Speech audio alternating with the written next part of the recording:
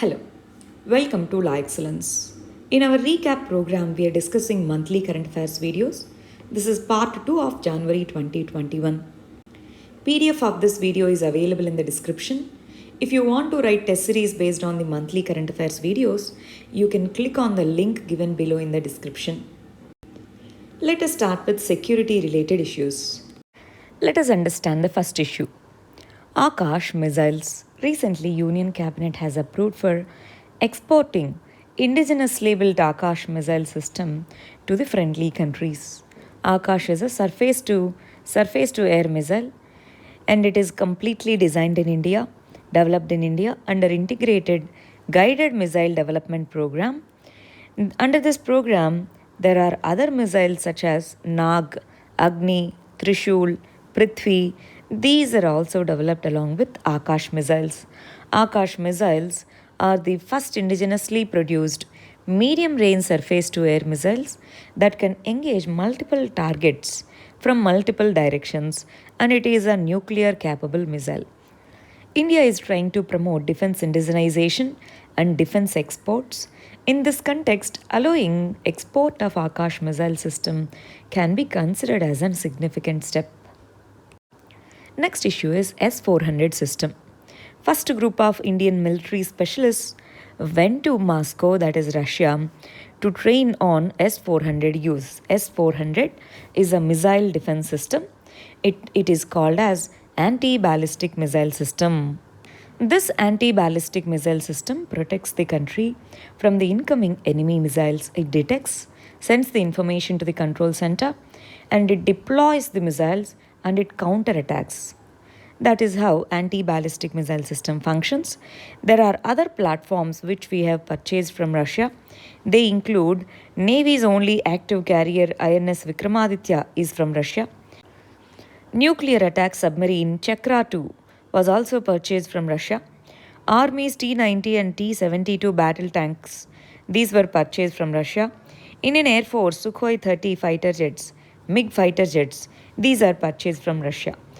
Defense cooperation and defense procurement between India and Russia is a significant component of India's foreign policy. Now, in this context, India is purchasing S-400 systems.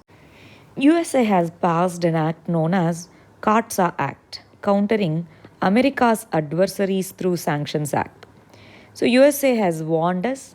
In spite of USA's warning, we are going forward with S-400 systems because it is in our national interest and it is for effective deterrence. Already China has S-400 systems.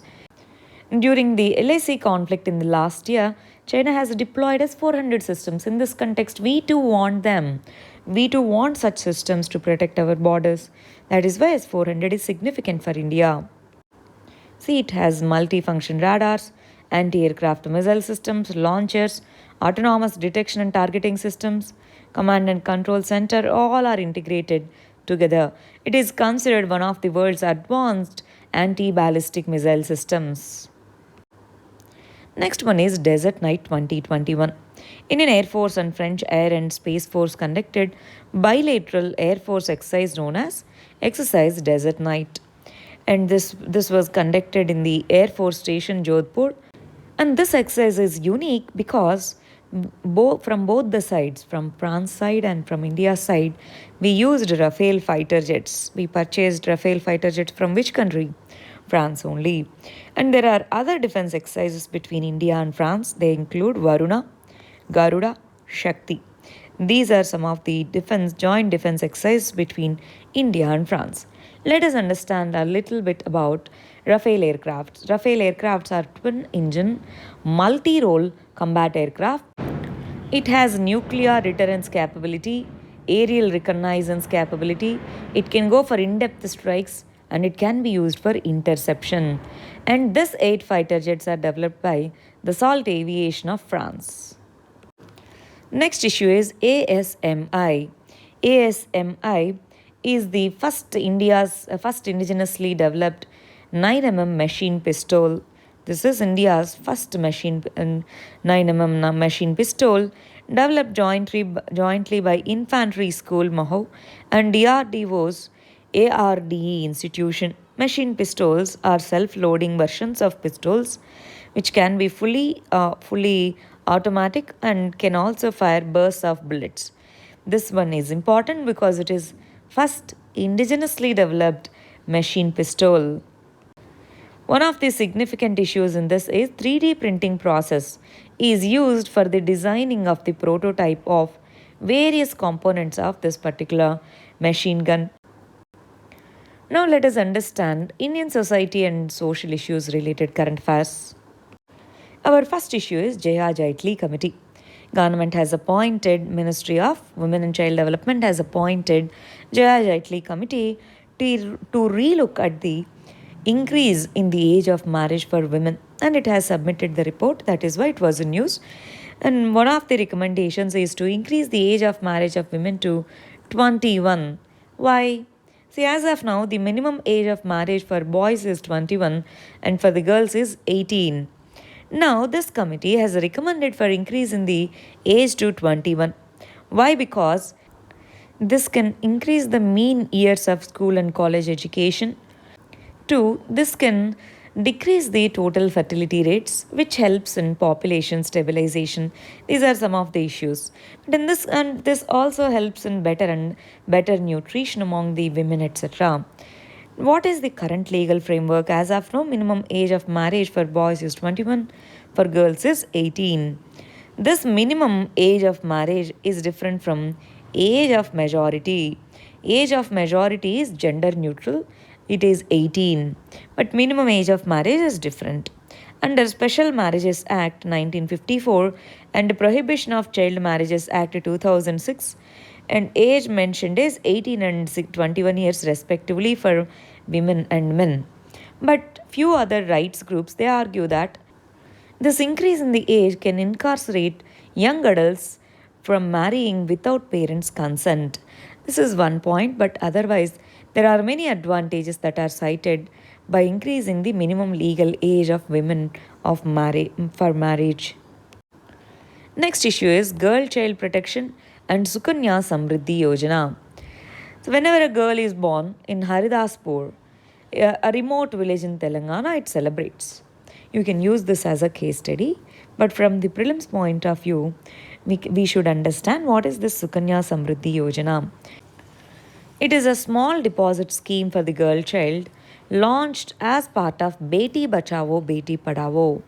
Beti Bachao Beti Padhao is a flagship program under which many ministries converge and then provide the services.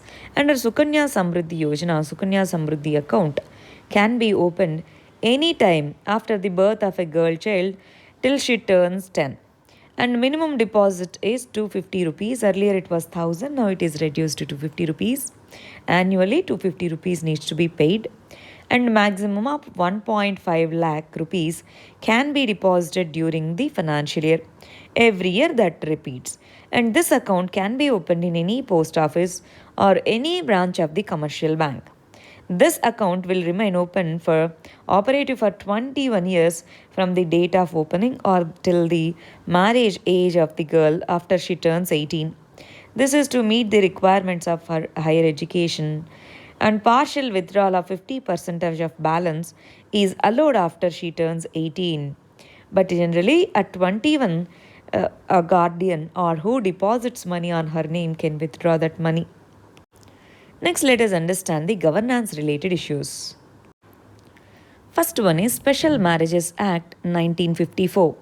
Recently, Allahabad High Court has struck down provisions under Special Marriages Act, Section 5 of it. This Section 5, this requires the parties to give a 30-day mandatory public notice of their intention to marry. But this Allahabad High Court said that marriage is the personal issue. You need not publicize it. This act mandates under Section 5 that this proposal should be put in the public notice. If anyone has the objections, they can raise. That is the purpose of it.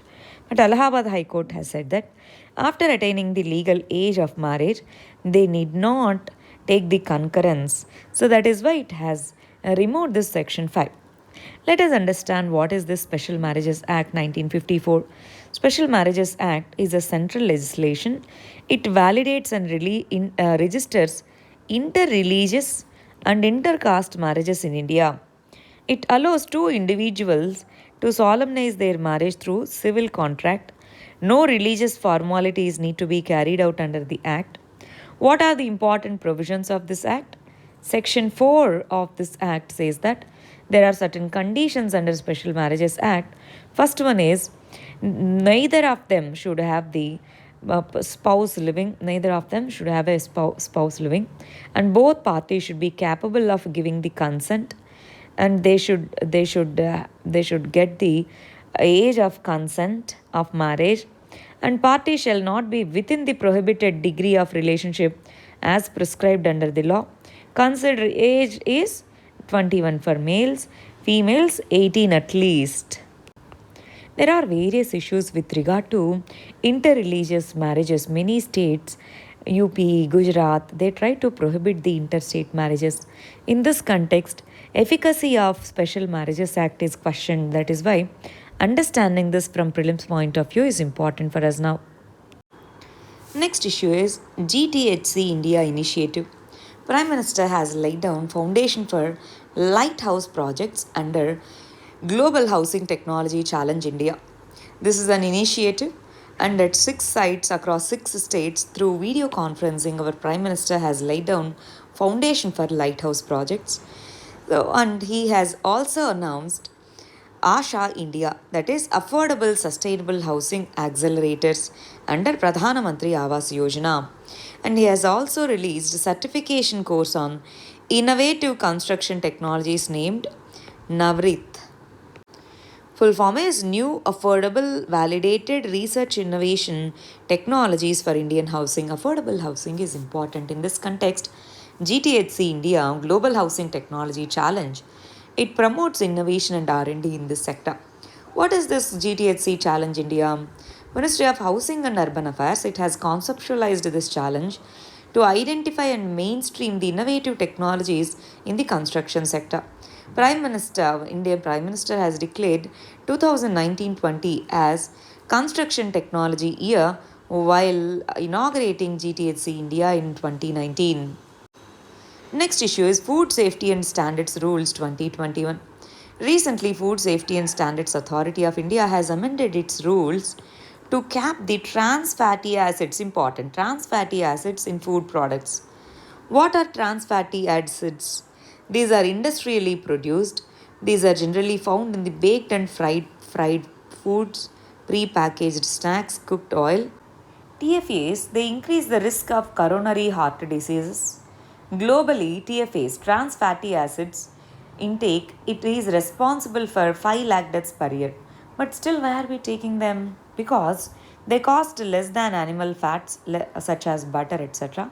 And their shelf life of foods and oils is very high. That is why they are used very much. But TFAs, they increase the bad cholesterol, they decrease the good cholesterols. And a survey in Delhi and Haryana, they have found out that 25% of snacks had high levels of TFA than the prescribed levels. Then what are the recent guidelines on trans fatty acids from Food Safety and Standards Authority of India? Food products in which edible oils and fats are used shall not contain industrial trans fatty acids more than 2% by 2022. This 2% cap is considered to be eliminated after that. By December 2020, Food Safety and Standards Authority of India capped them to by 2021 3%, 2% by 2022 from the current levels of 5%. Now we have 5% limits from FSSAI that will be reduced to 3% by 2021, 2% by 2022. Let's understand what are the food products that contain trans fatty acids. Baked goods, snacks, fried food, refrigerated of creamer and margarine. So these are some of the foods that contain high levels of fatty acids. We have various types of dietary fats. So trans fatty acids are byproducts. They have two types, good and bad cholesterol. but we have to limit their consumption because it can lead to heart diseases. Next issue is Electricity Rights of Consumer Rules 2020. Union government has laid down rights of consumers through electricity rights of consumer rules 2020. According to these rules, consumers across the country, they have right to minimum standard of service. Important, right to minimum standard of service for supply of electricity. Distribution companies, they have to ensure minimum standards of service in supplying the electricity. Second one, they include the right to round the clock electricity supplies, 24 by 7 electricity supplies, except in few areas such as agricultural connection, etc. And these rules, they discuss on rights of consumers and obligations of distribution companies with regard to providing new connections. Within less time, new connections need to be given, modification in the existing connections, metering arrangements, billing, payments, etc. So what are the time limits, what are the minimum standards? These are discussed under these rules. Automatic compensation mechanism will be put in place when these services are not provided on time. New connection has to be given within a maximum period of 7 days in metro cities, 15 days in municipal areas, 30 days in rural areas. These rules, they recognize consumer as prosumer, very, very important. Prosumer means producer plus consumer. Let's say rooftop solar production can be there, and let's say during winter's rainy season consumption can be there.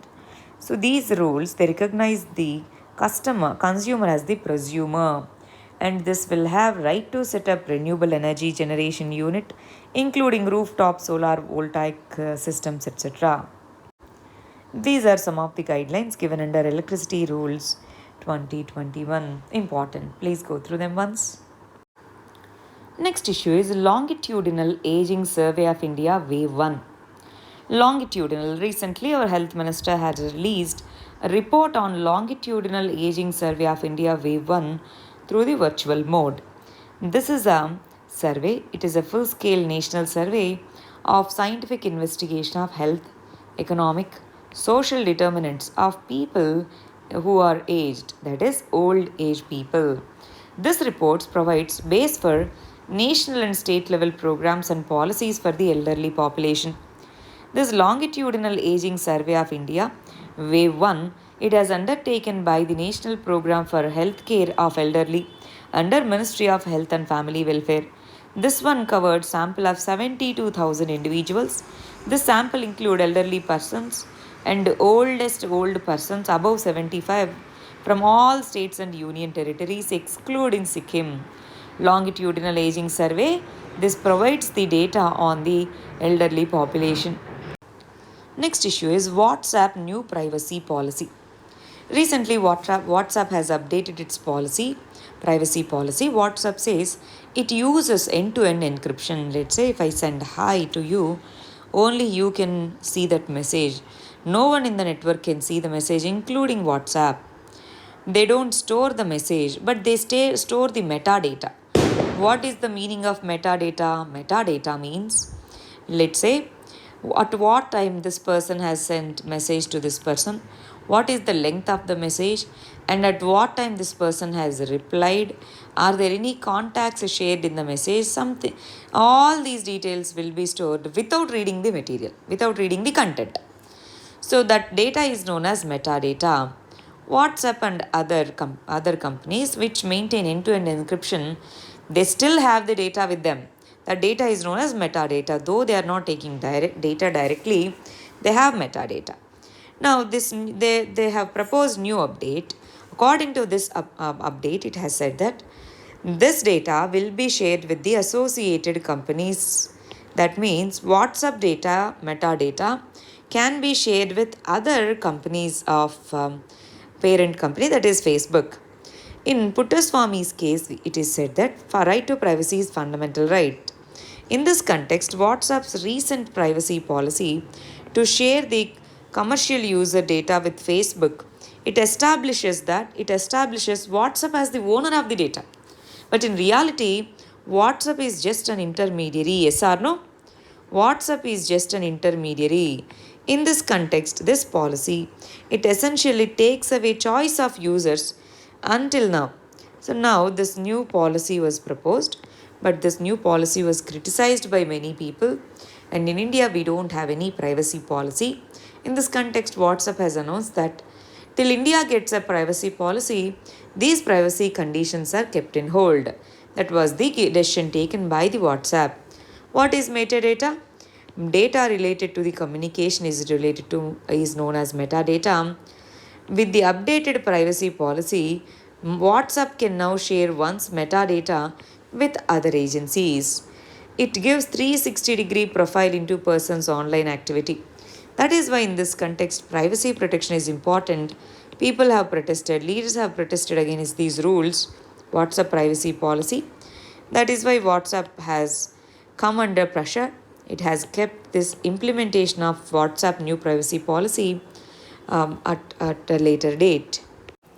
Next issue is PISA Act, Panchayat Extension to Scheduled Areas Act.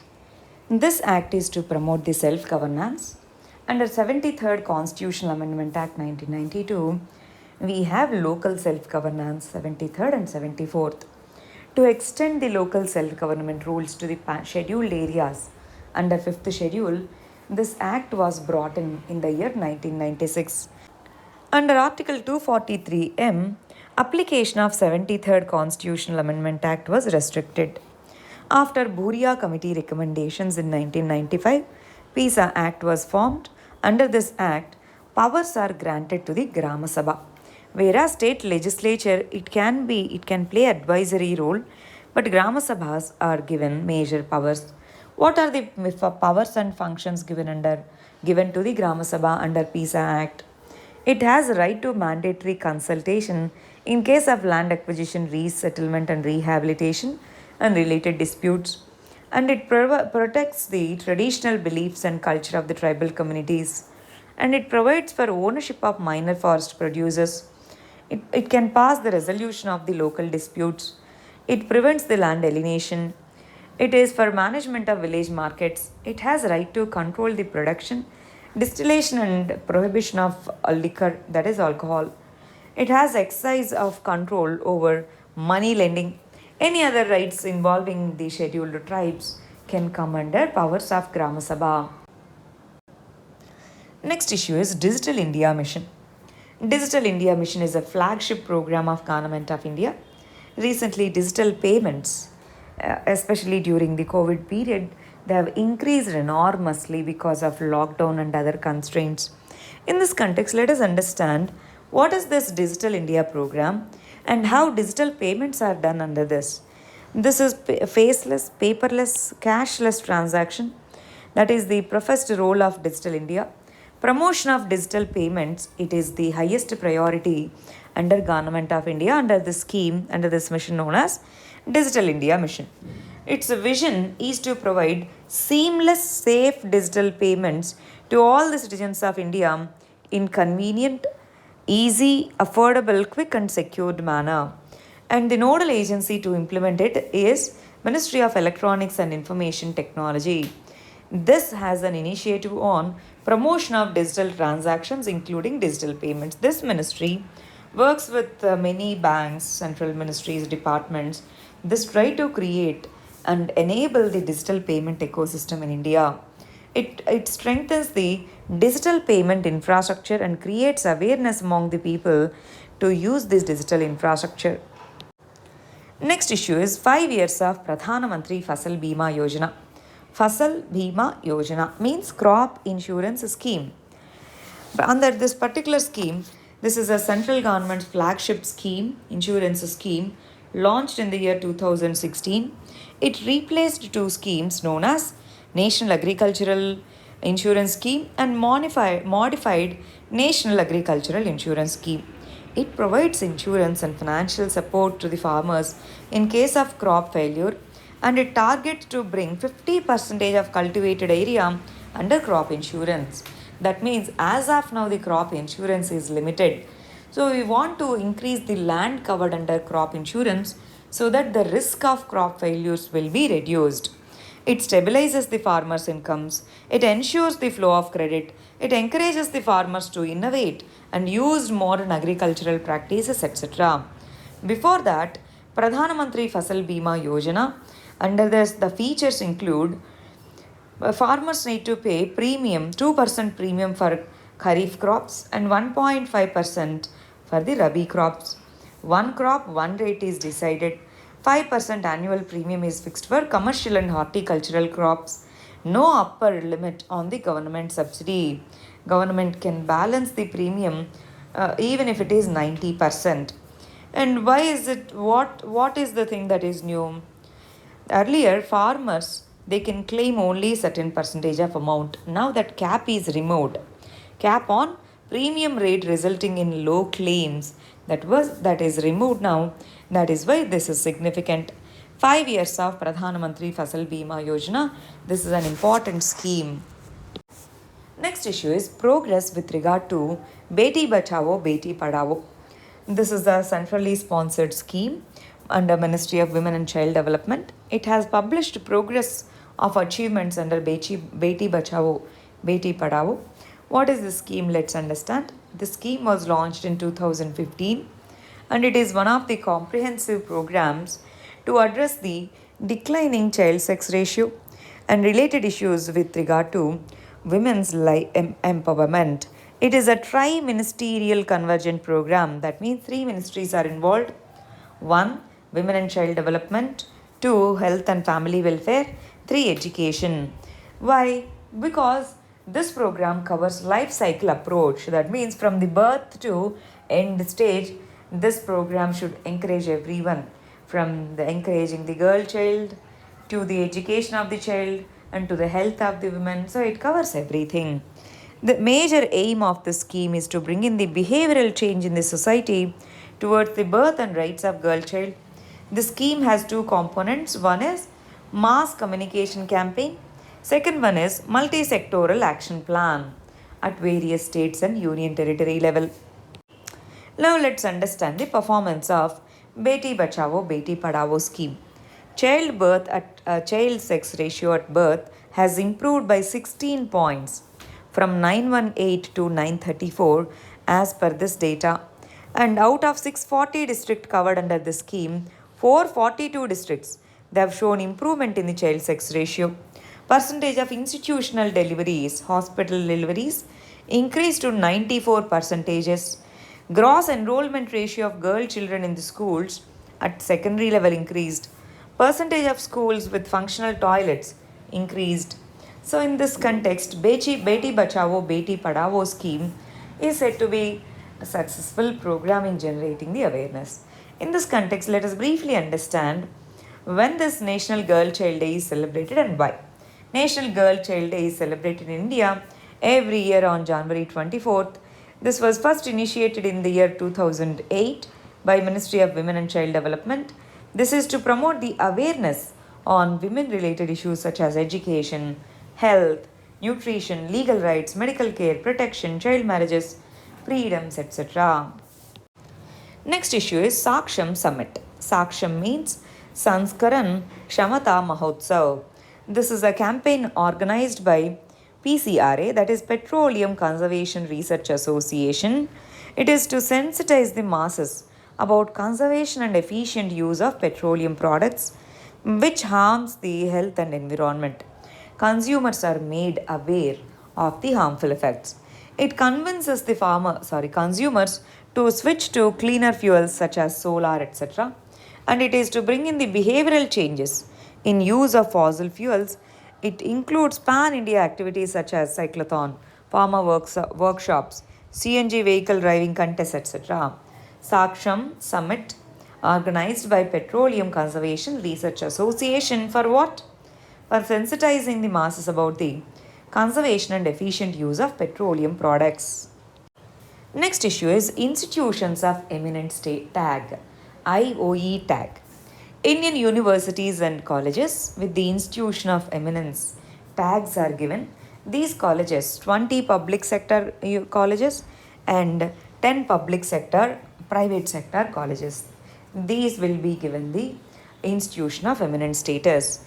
Indian universities Indian universities and colleges with institution of eminent status, they are allowed to set up campuses in foreign countries. That is why it was in news. Let's say JNU, it can have campuses in foreign countries. This particular IOE status, these are permitted to start maximum of 3 off-campus centers in 5 years, but not more than 1 in 1 academic year. In case of public institutions with IOE tag, government will provide 1000 crores for the public institutions. For private institutions, no financial support will be provided, but they are entitled for more autonomy.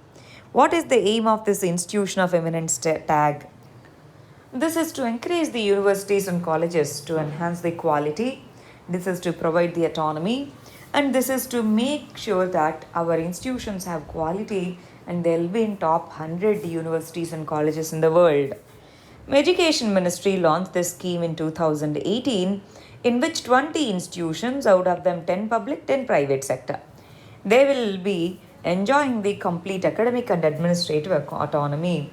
According to the new rules, they can set up campuses in the foreign countries. Next issue is Corruption Perception Index. Corruption Perception Index is released by Transparency International. And this Transparency International is NGO. India has slipped 6 places in Corruption Perception Index among 180 countries. Earlier we were in 94th rank, now we are in 86th position. CPI, Corruption Perception Index score for India is 40. This index ranks 180 countries and uses scale from 0 to 100. 0 means highly corrupt, 100 means very clean.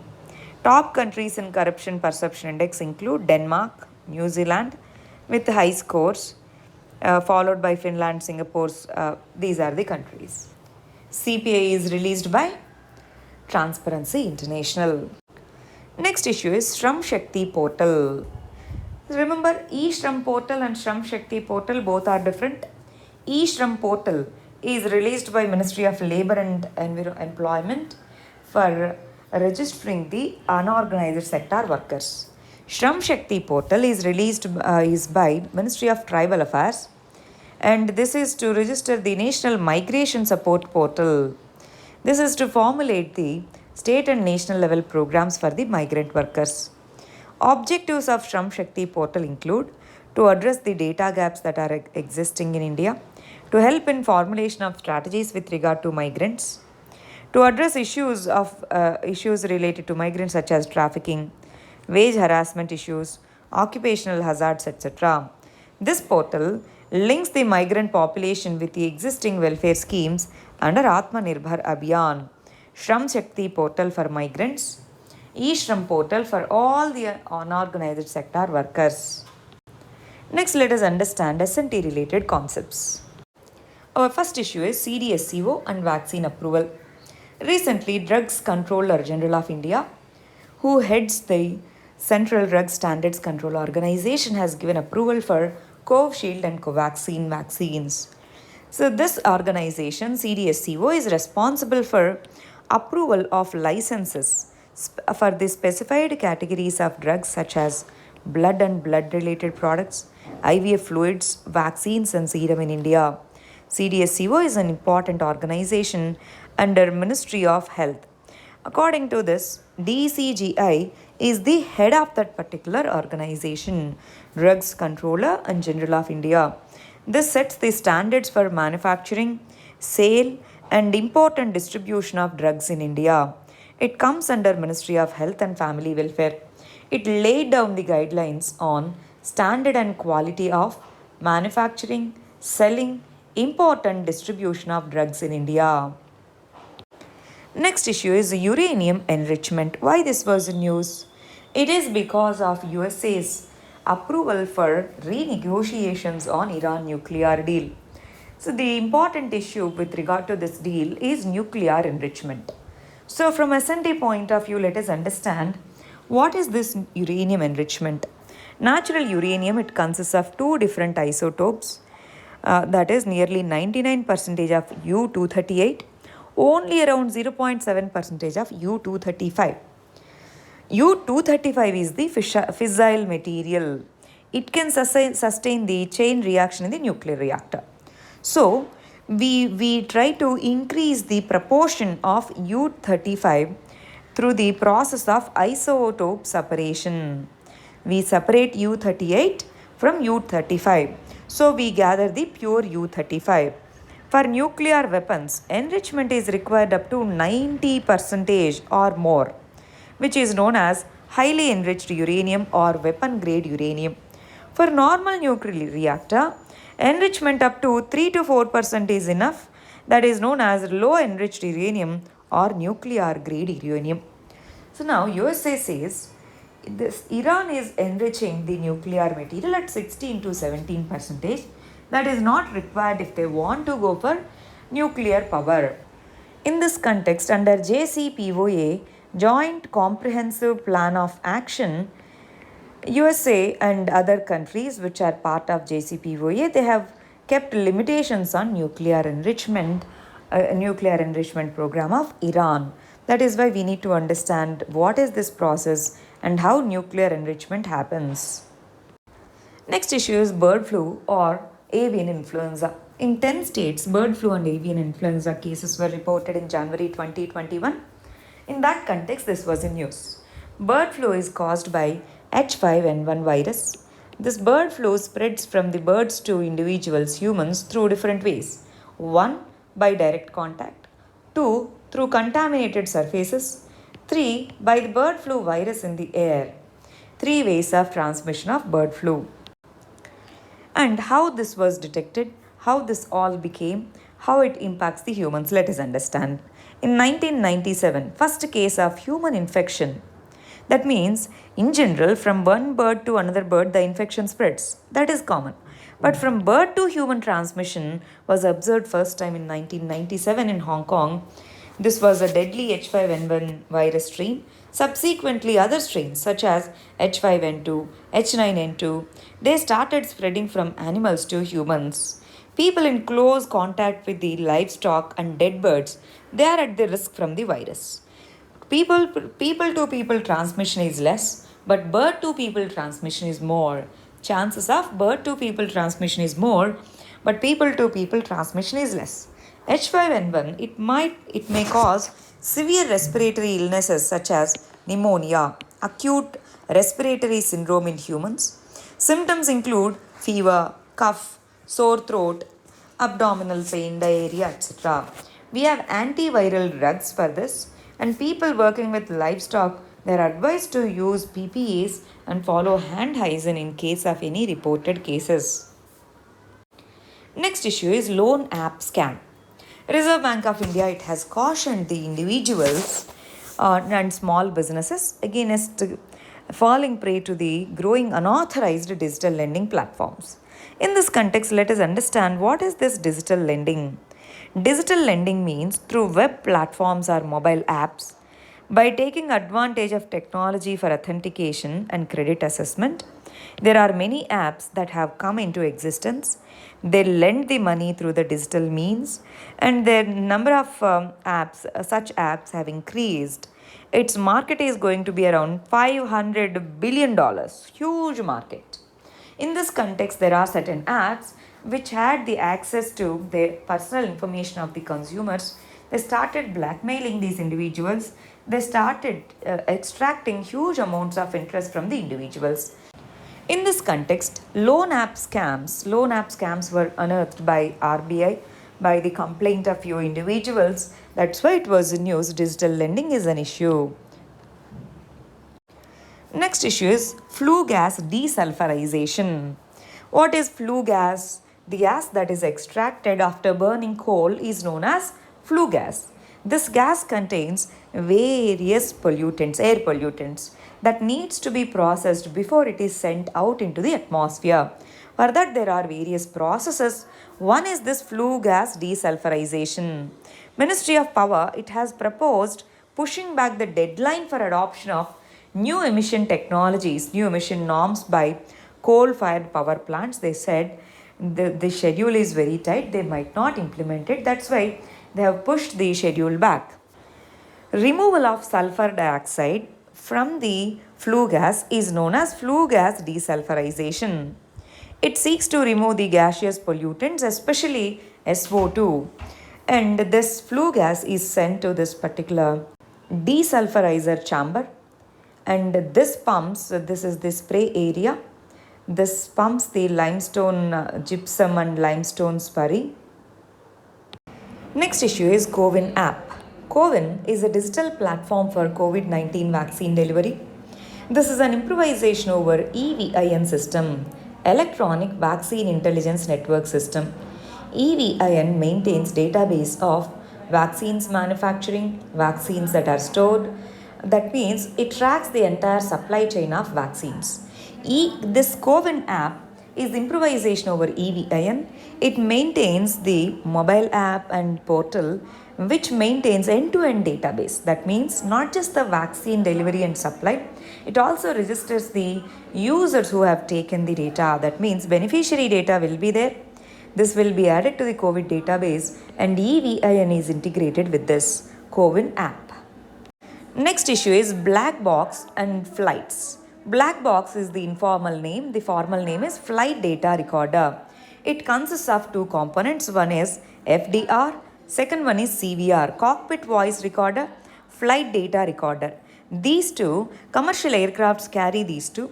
They contain lot of metrics with regard to flight data. They help in giving the information in case of any accident to the aircraft. That is why black boxes are used. Black boxes generally they are coated with this orange color for easy identification. They have continuous power supply and flash memory.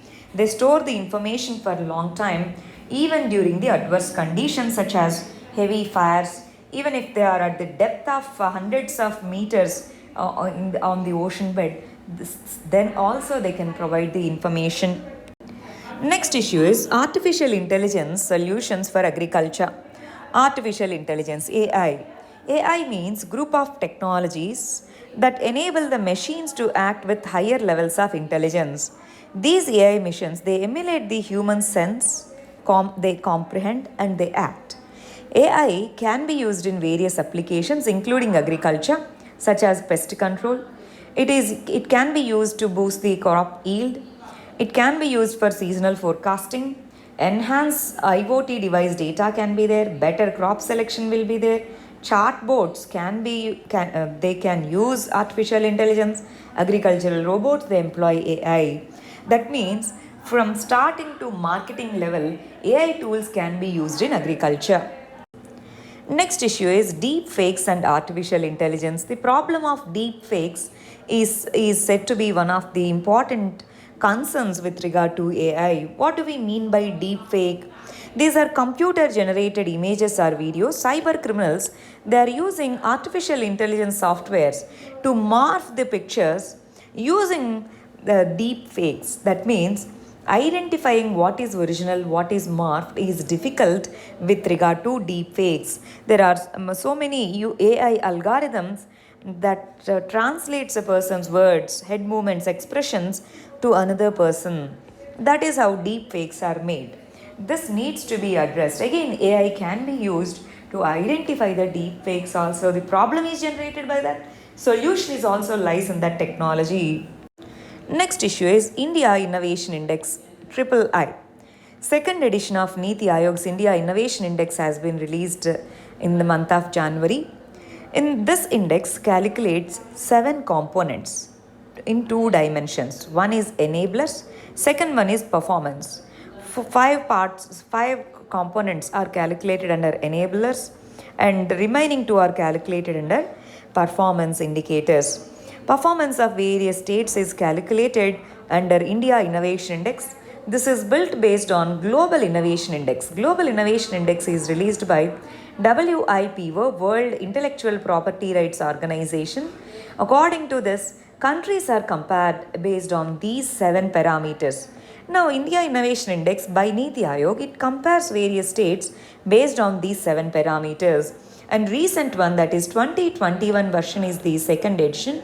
This one has given the score from 0 to 100. Karnataka has scored 42 points and Karnataka is the top performing state under India Innovation Index.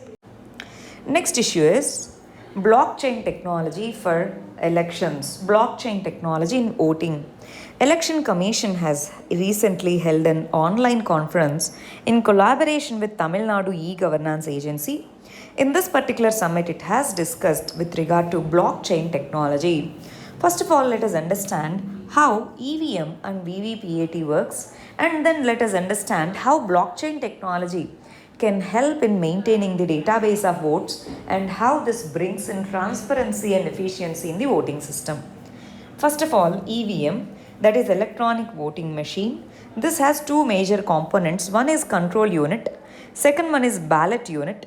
On the ballot unit, we have various names attached, and nearby we have the button to click. Voters can press the candidate button to cast the vote, and this will be recorded in the control unit. From this, votes will be counted by the Election Commission. VVPAT is an attached device to EVM, voter verifiable paper audit trail. So in case if the voter has any doubt in while casting and after casting the vote, he can see his vote preference in the screen on the VVPAT machine. That means to bring in the confidence of the voter, this is brought in. Now, what about blockchain technology? What if we use blockchain technology, if we can allow voting from anywhere if we can exercise the vote, how that will be? That means a software built with blockchain technology will be used for the elections so that migrants, NRIs, any person located anywhere can vote through by logging through this particular software. And this leads to unalterable copies, real-time tracking can be there, it provides security, no single point of failure, it reduces the cost, it's a trusted transaction, no third-party involvement is necessary. That is why blockchain technology can be a viable solution for efficient voting system. However, blockchain technology usage has logistical challenges, digital divides, etc. Next issue is DNA Technology Regulation Bill 2019. This was a news because various political groups have expressed their concerns with regard to this particular bill, especially right to privacy related issues. What is DNA Technology Regulation Bill, by the way? DNA is unique in everyone. So DNA will be genome sequenced, and this will be used to identify the missing persons, victims, offenders, under trials, and unknown deceased persons. For that, the government has proposed building national and regional level DNA databases. The main objective is to empower the criminal justice system by enabling the DNA evidence. Under this particular bill, development of uniform code of practices will be set up for genome sequencing. In the year 1985 itself, Indian courts started accepting DNA as the evidence of criminal investigation. In this context, this bill is set to help in crime scene investigation, in maintaining the database of convicts and suspects, in verifying the missing persons, in the investigation of unidentified bodies, and in the research work. This is going to be useful. But there are concerns. What are they? Racial and communal profiling, violation of right to privacy, longer trial period because of DNA evidence, lack of DNA evidence, and errant testing. Technology is not 100% foolproof, so it might lead to errors. So errant testing and conviction can also be a problem. That is why this was in use. DNA technology in this context, try to recollect DNA, RNA, DNA, genome sequencing, genome. These are the terms that you read in your biotechnology. Try to recollect them once. Next issue is 20 years of TKDL. TKDL was initiated in 2001. That's why 20 years completed. In this context, let us understand what is this TKDL. Traditional Knowledge Digital Library. India has a rich repository of traditional knowledge, including various medicinal issues, etc. In this context, to address biopiracy and related issues, TKDL was brought in by CSIR and Ministry of Ayush. CSIR, Ministry of S&T, and Department of Ayush, earlier under Ministry of Health. Now, this is a separate ministry. It was initiated in 2001. At the time, it was a department. Now it is a separate ministry. Traditional knowledge is the skill which deals with the community related knowledge. This TKDL is a database which is provided in different foreign languages, including English, Spanish, French, etc. This if someone uses this TKDL, information from this TKDL, they have to comply with Nagoya Protocol on Access and Benefit Sharing, ABS. Access and Benefit Sharing. This Nagoya Protocol is part of Convention on Biological Diversity. So to implement that, we have brought in this TKDL. It reduces the biopiracy, promotes use of traditional knowledge, and accelerates access and benefit sharing under Nagoya Protocol. Next issue is SARAL Index, State Rooftop Solar Attractiveness Index, SARAL. This is the index that evaluates and ranks all the states in India according to their performance, growth, and level of maturity with regard to solar rooftop sector. Karnataka is the best state in setting the solar rooftop projects, and under this particular SARAL index, which is released by Ministry of New and Renewable Energy, Telangana, Gujarat, AP come in the next in the rankings. This rankings is designed by Ministry of New and Renewable Energy, Shakti Sustainable Energy Foundation, as AISCC, ASSOCHAM, Ernst and Young. These are the institutions that are involved in making SARAL index. Karnataka topped in this particular index. Government has set a target of installing rooftop solar projects of 40,000 megawatts by 2022 in the country, including installations of rooftop solar on roofs of the houses, individual houses. This is a huge potential area where government needs to focus. Next issue is FIST, Fund for Improvement of Science and Technology Improvisation Scheme. So this FIST AB, Science and Technology Advisory Board, this meeting has highlighted that interdisciplinary problems and translational research needs to be focused, and funding should be more in that direction. So Fund for Improvement of S&T Infrastructure Scheme, it's an initiative under Department of Science and Technology. This scheme is to provide the basic infrastructure for R&D and R&D facilities in the new and emerging areas in the universities and educational institutions. That means under DST, funding is provided under this particular scheme, FIST scheme, Department of S&T. Next issue is additive manufacturing. Additive manufacturing means 3D manufacturing. Additive, layer by layer, adds the material. That's why the name is additive manufacturing. So 3D manufacturing, three-dimensional manufacturing is a process of making solid objects from the digital file. In our security issues, we discussed ASM, automatic rifle, right? So we discussed that is made, the prototype is made using 3D printing, yes or no? So in that context, we are reading this particular issue. How 3D printing works. First, we think of a concept. We design it in the computer, which we call it as computer-aided design. We select the appropriate material as the raw material for 3D printer. We give this file to the 3D printer and then we load the raw material. It prints the prototypes. That is how additive manufacturing works. Manufacturing is of two types. One is subtractive, second one is additive. Subtractive means, let's say if we want to manufacture this particular nail, we take the solid block of metal, we cut it down as per the requirement. That is how we made from large material to small material. But in case of additive manufacturing, we start with the code, computer code. We develop layer by layer, one layer by another layer. That is how we develop this. That's why there won't be any wastage in case of additive manufacturing. Now 4D printing is also in use. What is 4D printing? Along with the three dimensions, that is length, width and breadth, there's another dimension, that is time and external stimuli. That means when over the influence of external stimuli such as light, heat, electricity, etc., if an object can change the shape of itself, it is known as fourth dimension.